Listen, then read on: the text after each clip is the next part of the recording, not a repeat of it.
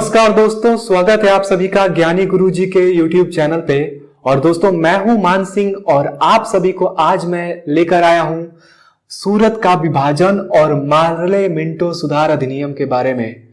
बहुत ही इंपॉर्टेंट ये टॉपिक है।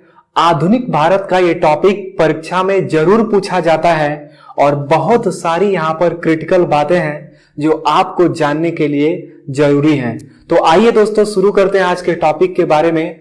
और उसके पहले आप सभी से एक विनम्र निवेदन है कि यदि वीडियो पे कोई भी ऐड आता है तो ऐड को प्लीज पूरा देखा करिए और अपने दोस्तों के साथ इस क्लास को शेयर किया करिए ताकि ज्यादा से ज्यादा भाई बंधु इस क्लास का आनंद ले सके और आने वाली अपनी परीक्षाओं में अच्छा स्कोर कर सके। तो दोस्तों, शुरू करते हैं कांग्रेस का सूरत विभाजन। कांग्रेस का सूरत विभाजन दोस्तों 1907 में हुआ है। आप सभी को पता है कि कांग्रेस का सूरत विभाजन दोस्तों 1907 ईस्वी में हुआ था। लेकिन कांग्रेस का सूरत विभाजन होने का रीजन क्या था, क्या कारण था कि कांग्रेस का सूरत विभाजन हो गया, तो उसकी भूमिका पहले समझिएगा क्योंकि टॉपिक बहुत ज्यादा इंपॉर्टेंट है। मैं आपको बता दूं कि जो कांग्रेस पार्टी 1885 ईस्वी में बनी थी, उस कांग्रेस पार्टी में दो विचारधाराओं के लोगों का एक तरीके से समावेश हो गया था। एक तो उदारवादी थे और दूसरा थे उग्रवादी। उदारवादी सैद्धांतिक तरीके से अंग्रेजों के सामने अनुनय विनय किया करते थे और जो उग्रवादी थे उनका मानना था कि अंग्रेजों के सामने अनुनय विनय करने से कुछ नहीं होगा, अंग्रेजों से स्वराज की प्राप्ति लड़कर प्राप्त करना होगा। तो उग्रवादियों का यह मानना था। अब मैं आपको बताऊं कि जिस वर्ष बंगाल का विभाजन हुआ, मतलब दोस्तों 1905 में आपको पता है कि बंगाल का विभाजन किया गया था।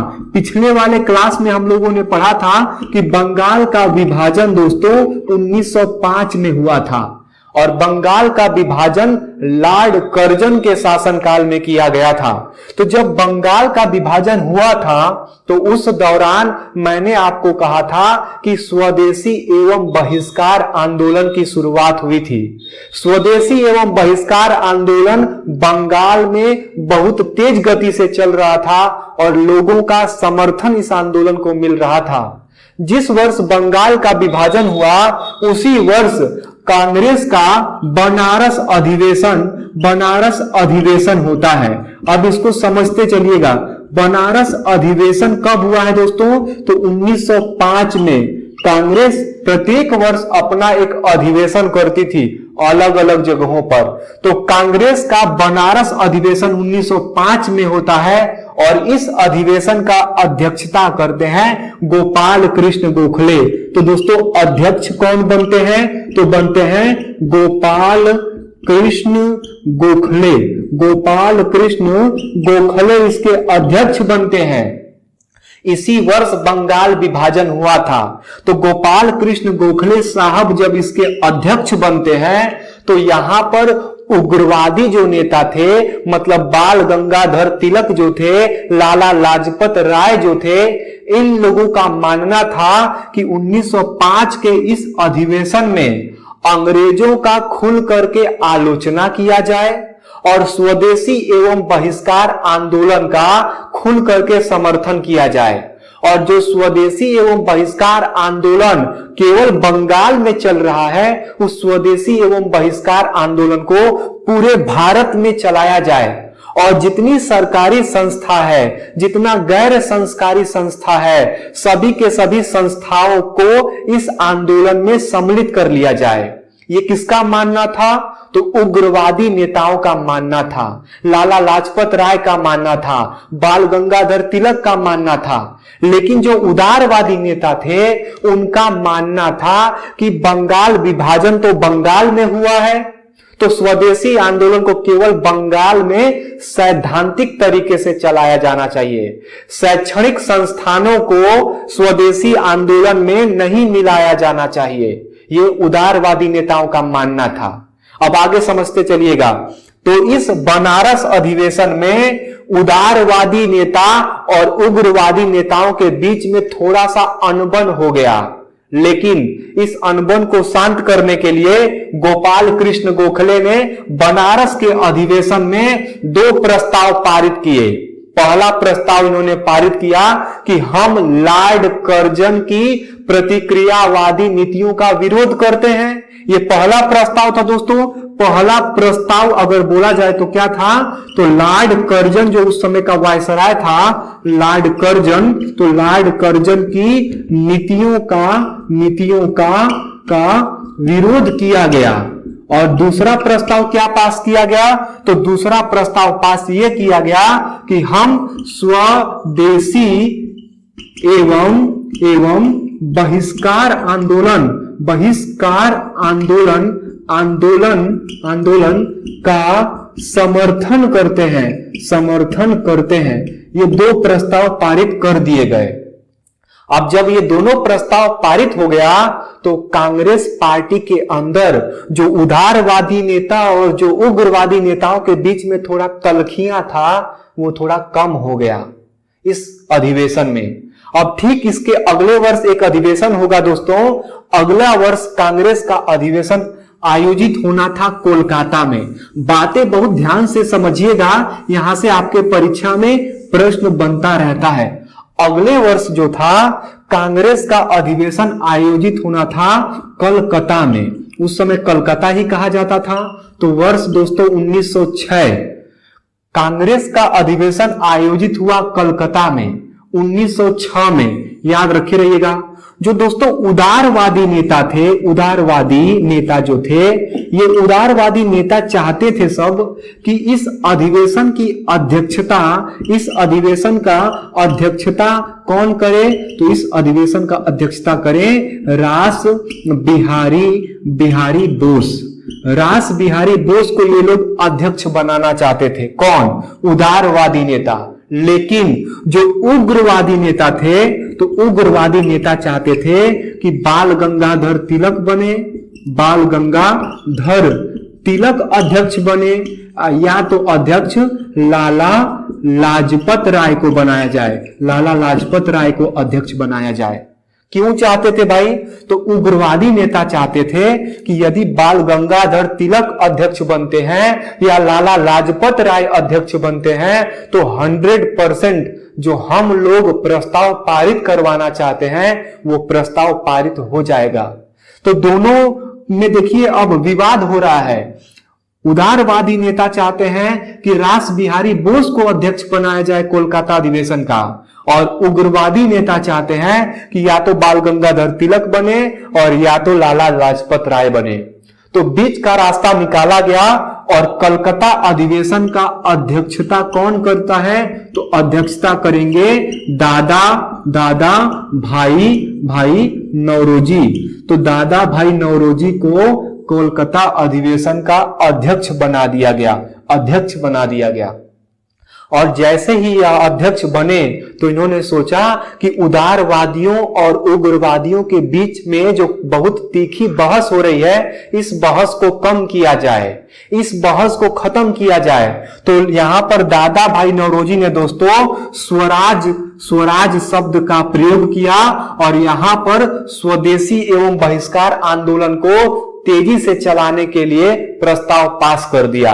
और यहीं पर दादा भाई नौरोजी ने इस अधिवेशन में सबसे पहले स्वराज का मांग किया था। याद रखे रहिएगा, बहुत बार पूछा गया है कि स्वराज शब्द का प्रयोग कांग्रेस के किस अधिवेशन में हुआ था? तो कलकत्ता अधिवेशन में हुआ था। किस वर्ष किया गया था? 1906 के कलकत्ता अधिवेशन में किया गया था। पूछेगा कि कांग्रेस के कलकत्ता अधिवेशन की अध्यक्षता कौन किए थे? तो दादा भाई नौरोजी किए थे। लेकिन उदारवादी नेता किसको अध्यक्ष बनाना चाहते थे? तो रास बिहारी बोस को अध्यक्ष बनाना चाहते थे। पूछेगा उग्रवादी नेता किसको अध्यक्ष बनाना चाहते थे? तो बाल गंगाधर तिलक या लाला लाजपत राय को अध्यक्ष बनाना चाहते थे। लेकिन वास्तव में अध्यक्ष कौन बना? तो दादा भाई नौरोजी अध्यक्ष बने थे। यह अधिवेशन खत्म हो गया और स्वराज शब्द का जब मांग कर दिया गया तो थोड़ा उग्रवादी नेताओं के अंदर आत्मविश्वास बढ़ा। उग्रवादी नेताओं ने बंगाल के अलावा पूरे भारत के जगह जगह पर जा जा करके लोगों को प्रेरित किया कि आप लोग स्वदेशी एवं बहिष्कार आंदोलन को बहुत बढ़ चढ़ करके करिए। आप सभी को इस बार भारत से अंग्रेजों को बाहर निकालना है, ये उग्रवादी नेताओं का मानना था। लेकिन इस अधिवेशन के बाद उदारवादी जो नेता थे उनके मन में निराशा का भाव आ गया। क्यों आ गया? क्योंकि उदारवादी नेता चाहते थे कि रास बिहारी बोस को अध्यक्ष बनाया जाए, ये हो नहीं पाया। तो उदारवादियों के मन में निराशा का भाव बढ़ गया और उग्रवादियों के मन में थोड़ा आत्मविश्वास आ गया। अब समझिए यहां पर कहानी ये थी। उसके बाद दोस्तों अब फाइनली होगा कांग्रेस का सूरत अधिवेशन। इसकी भी भूमिका आप बहुत अच्छे से समझिएगा। कांग्रेस का सूरत अधिवेशन जैसा कि मैंने लिखा है दोस्तों कि 1907 में हुआ था। तो इस अधिवेशन की क्या भूमिका है इसको समझते चलिए। देखिए जो सूरत अधिवेशन होना था, कांग्रेस का जो वार्षिक अधिवेशन होना था, कांग्रेस का वार्षिक अधिवेशन 1907 में होना तय था, क्योंकि कांग्रेस जो थी वो प्रत्येक वर्ष अपना अधिवेशन भारत के जगह जगह पर करती थी। तो 1907 में भी अधिवेशन होना था। तो जो उदारवादी जो दोस्तों नेता थे, उदारवादी नेता चाहते थे कि 1907 वाले अधिवेशन का जो स्थान रहे वो सूरत रहे। 1907 के अधिवेशन का स्थान क्या रहे? सूरत रहे। लेकिन जो उग्रवादी नेता थे ये लोग चाहते थे, उग्रवादी चाहते थे कि भाई इस अधिवेशन का स्थान नागपुर रहे, इस अधिवेशन को नागपुर में आयोजित किया जाए, क्योंकि नागपुर पूरे भारत के मध्य में पड़ता है, ऐसा मानना था। तो नागपुर में इस अधिवेशन का आयोजन किया जाए। और उग्रवादी चाहते थे कि इस बार हर हालत में बाल गंगाधर तिलक को या लाला लाजपत राय को अध्यक्ष बना दिया जाए। लेकिन जो उदारवादी नेता चाहते थे कि इस अधिवेशन का स्थान सूरत रहे। आज जब सूरत में अधिवेशन का आयोजन किया जाएगा तो वहां पर एक बात बोली जाएगी, वहां पर बोला जाएगा कि लोकल एरिया का जो नेता है वो अधिवेशन का अध्यक्षता नहीं करेगा, क्योंकि तिलक जो है दोस्तों, तो तिलक का गृह प्रांत बंबई के अंतर्गत सूरत आता था, इनके गृह प्रांत के आसपास सूरत पड़ता था। तो उदारवादियों का कहना था कि भाई जो लोकल नेता होगा वो कांग्रेस के अधिवेशन का अध्यक्षता नहीं करेगा। और हुआ भी ऐसे ही। इस सूरत अधिवेशन का अध्यक्ष किसे बना दिया गया? रास बिहारी बोस को बना दिया गया। रास बिहारी बोस को सूरत के अधिवेशन का अध्यक्ष बना दिया गया। और जैसे ही सूरत के अधिवेशन का अध्यक्ष रास बिहारी बोस को बनाया गया, वैसे ही उदारवादी नेता और उग्रवादी नेताओं में एक नोक-झोंक हो गई, तीखी बहस हो गई। लोगों ने कहा तुम मुंह पिटाने जाओ, हम इस पार्टी में अब नहीं रह सकते, इस पार्टी ने हमें कभी सम्मान नहीं दिया है, इस पार्टी ने कभी हमारे प्रस्ताव पर विचार नहीं किया है, इस प्रस्ताव को पास करने की कोशिश भी नहीं की है। तो बाल गंगाधर तिलक और लाला लाजपत राय और बिपिन चंद्र पाल तुरंत कांग्रेस के पार्टी से अपना इस्तीफा दे देंगे।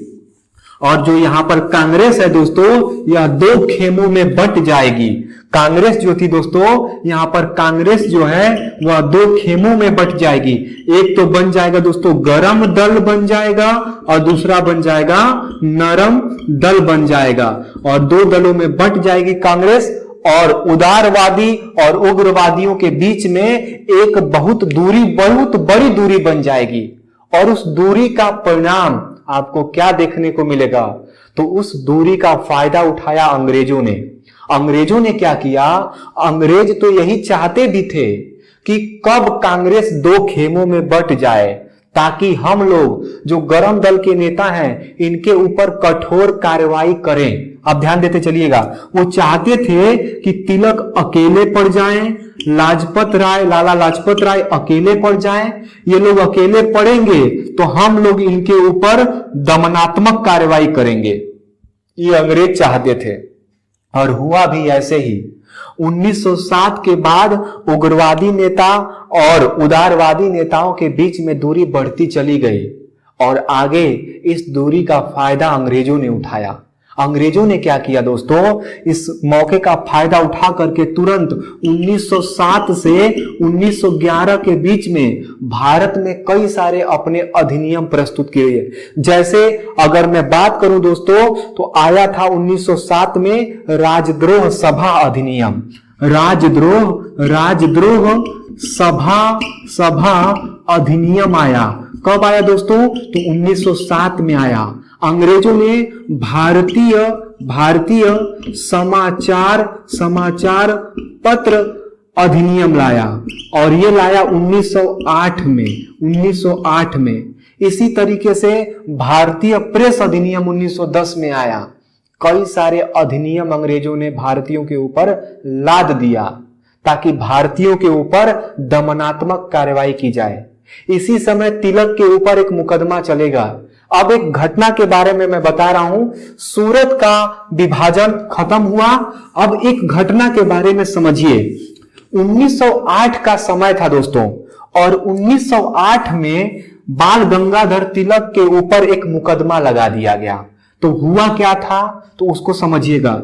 एक बिहार में जगह है मुजफ्फरपुर बिहार का जिला है। इस मुजफ्फरपुर में 1908 में एक घटना हुई। क्या घटना हुई दोस्तों, तो 1908 में मुजफ्फरपुर में के पास एक जज जा रहा था जिसका नाम था लॉर्ड किंग्सफोर्ड। ये जो था ये एक जज था। इसने क्या किया था, स्वदेशी एवं बहिष्कार आंदोलन के जो आंदोलनकारी थे, जो युवा थे, उनको जब पकड़ा जाता था तो ये जज उनको छोटी छोटी बातों के लिए बहुत बड़ी बड़ी सजा देता था। तो कुछ लोगों ने सोचा कि क्यों ना लॉर्ड किंग्सफोर्ड की गाड़ी के ऊपर बम फेंक दिया जाए। तो दो लोग रहेंगे, एक का नाम रहेगा प्रफुल्ल चाकी और दूसरे रहेंगे खुदीराम बोस।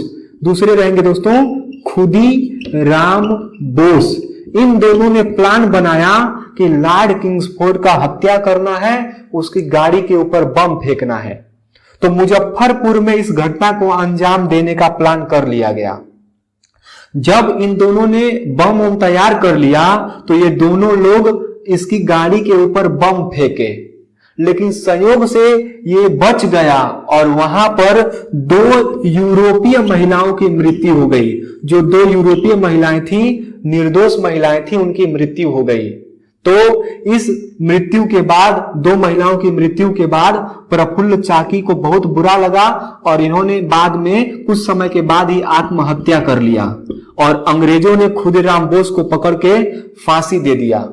ये जो घटना घटी है, इसी घटना को बाल गंगाधर तिलक ने अपने समाचार पत्र केसरी में इस घटना का वर्णन किया। बाल गंगाधर तिलक का केसरी समाचार पत्र चलता था। इसी में बाल गंगाधर तिलक लिखते हैं कि निसंदेह यह एक घिनौनी घटना है, परंतु इस घटना से भारत के बहुत सारे क्रांतिकारी प्रेरित होंगे। इस घटना से अंग्रेजों का जो साम्राज्य है यह समाप्त नहीं हो जाएगा, लेकिन इस घटना से भारतीय क्रांतिकारियों के अंदर एक उत्साह का माहौल बनेगा। अंग्रेजों ने तुरंत इनके ऊपर मुकदमा दायर करवाया कि आपने अपने अखबार में क्या लिख दिया। तो अंग्रेजों ने इनके ऊपर एक मुकदमा लगाया और मुकदमा लगा करके इनको सजा सुना दी गई। बाल गंगाधर तिलक को दोस्तों सजा सुना दी गई और क्या हुआ, तो जब सजा इनको सुनाया गया तो इनके ऊपर 1000 रुपए का जुर्माना लगा और इनको 6 वर्ष का सजा सुनाया गया और साथ में देश निकाला भी दे दिया गया। देश निकाला मिला तो इनको कहां भेजा गया, तो इनको भेजा गया मांडले जेल में। वर्मा की मांडले जेल में इनको 6 वर्ष के लिए कैद कर दिया गया। उसके पहले मैं आपको एक बात बताऊं, जब बाल गंगाधर तिलक को सजा सुनाया गया तो इनसे जज ने पूछा कि आप अपने बारे में कुछ कहना चाहते हैं, कोई सफाई प्रस्तुत करना चाहते हैं? तो तिलक ने कहा कि मैं अभी भी कह रहा हूं कि मैं निर्दोष हूं और ईश्वर की यही इच्छा रही होगी कि मैं इस घिनौने कृत्य का समर्थन करूं। यह मेरे गुलाम रहने से अच्छा मेरी आजादी के लिए प्रेरित करने वाला कदम होगा। तो तिलक को जेल में डाल दिया गया।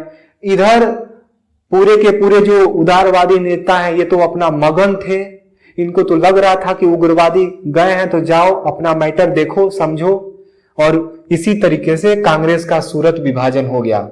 अब हम लोग जानेंगे मार्ले मिंटो सुधार अधिनियम क्या है। तो इसको मैं मिटा दे रहा हूं दोस्तों, और टॉपिक बहुत मजेदार है, तो कोशिश करिए कि आप इसको ध्यान से समझिए और जो आपको समझ में आ जाता है उसको तुरंत नोट कर लिया करिए, क्योंकि वो सब आपकी परीक्षा के लिए बहुत महत्वपूर्ण है।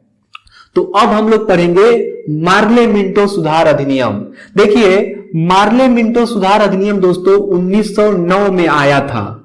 मार्ले मिंटो सुधार अधिनियम दोस्तों 1909 में आया था। क्या था मार्ले मिंटो सुधार अधिनियम, तो इसकी भी भूमिका समझिएगा। 1906 का समय था। 1906 में दोस्तों आगा खां के नेतृत्व में एक मुस्लिम प्रतिनिधि मंडल, उस समय का जो आगे वायसराय बनेगा जिसका नाम था लॉर्ड मिंटो, इसी से मिलने पहुंचा और लॉर्ड मिंटो से जा करके बोला कि हमें जो है वो विधान परिषद में जनसंख्या के अनुपात में सीटें चाहिए। इनके कहने का मतलब था कि मुसलमानों को उनकी जनसंख्या के आधार पर विधान परिषद में आप सीट दे दीजिए। और क्या कहना था? और कहना था कि अंग्रेज आप क्या करिए, तो हम लोगों को पृथक निर्वाचन मंडल भी दे दीजिए। ये किसका कहना था? आगा खां का कहना था। तो लॉर्ड मिंटो ने कहा कि ठीक है, हम इस पर विचार करेंगे। अब एक और बात समझिए, इसी वर्ष की घटना है। इसी वर्ष 1906 में ही जो गोपाल कृष्ण गोखले हैं, गोपाल कृष्ण गोखले, इन्होंने भी भारत के लोगों के लिए कुछ सुधारों की मांग करना चाहा। तो ये कहां चले गए? ये चले गए लंदन। किससे मिलने के लिए? तो उस समय का जो भारत सचिव था, उसका नाम था लॉर्ड मार्ले से मिलने के लिए गोपाल कृष्ण गोखले लंदन चले गए और लंदन में जाकर के लॉर्ड मार्ले भारत सचिव के सामने अपनी बातों को रखा। तो आगे चल करके इन दोनों ने एक सुधार प्रस्तुत किया। इसी को कहते हैं मार्ले मिंटो सुधार अधिनियम 1909। वास्तविक इसका क्या नाम है दोस्तों? तो वास्तविक नाम है भारत परिषद अधिनियम 1909।